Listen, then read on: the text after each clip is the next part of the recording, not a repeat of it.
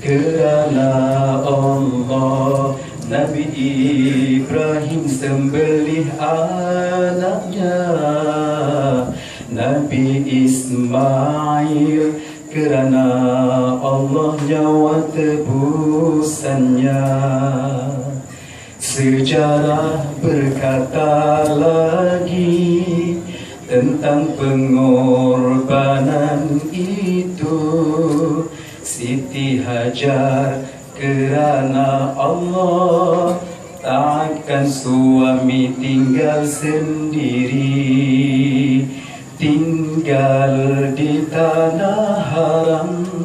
Suami datang setahun sekali di tanah kering kontang, hanya tawakal kepada Ilahi. Takkanlah Nabi Ismail lahir teruji lagi, air susunya telah pun kering sama sekali. Siti Hajar mencari air ke hulu ke hilir, berlari-lari dari Safa ke Marwah beberapa kali.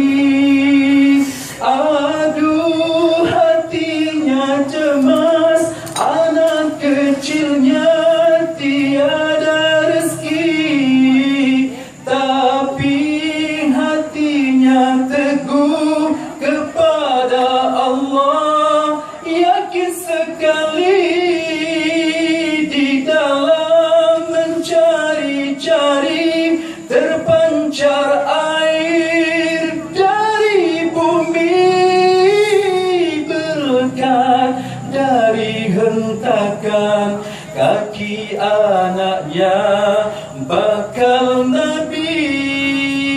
Ia pun mengumpul air sambil menyebut Zam-zam, Zam-zam.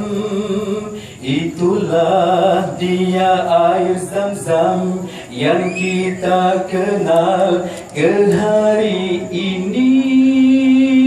Mukjizat seorang Nabi berkat istrinya.